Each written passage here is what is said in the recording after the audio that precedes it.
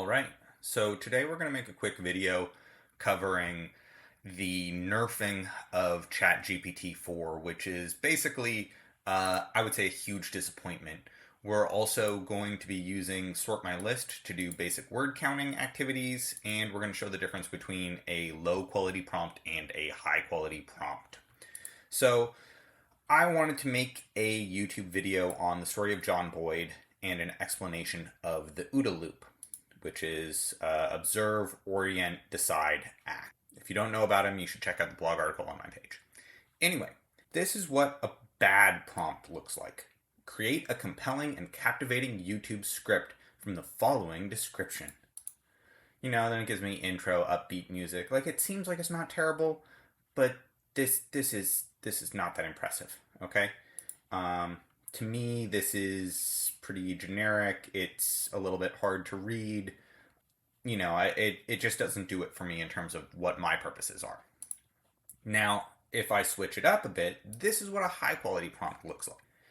Create a compelling and original YouTube script that exhaustively covers a topic. Use markdown text with headers, bolding, italics, and bulleted lists to make it easier on the crew to read the script in the field. Include a bulleted list of multiple shot instructions for the camera operator for every segment. Follow these rules when writing your response. Clear and concise language. Use simple, straightforward language to explain the topic. I mean, look at how detailed this prompt is, and then at the end I go, the topic is John Boyd and the OODA loop. So what sort of output does that give me, and how does it compare? Well, we're looking at this right here. Generic, specific.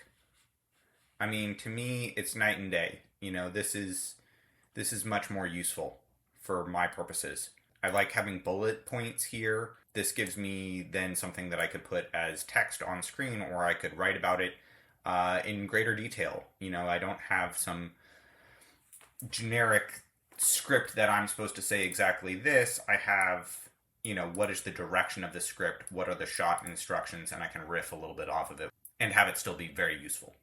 So let's talk about the nerfing of ChatGPT4, because that's really tisk, you know?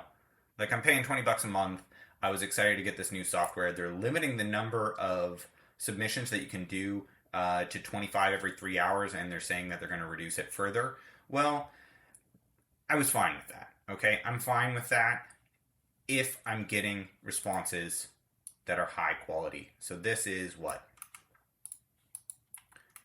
200 words, 187 words, okay? Just a few days ago, this is what I was getting. Go back over to sort my list. 407 words. I was getting responses up to 500, nearly 600 words. But let's see. Blog articles for a high-end espresso machine company.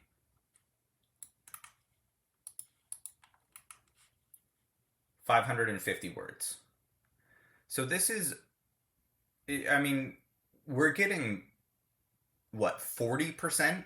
Less than 40% of the quality that we were getting on these posts just a few days ago.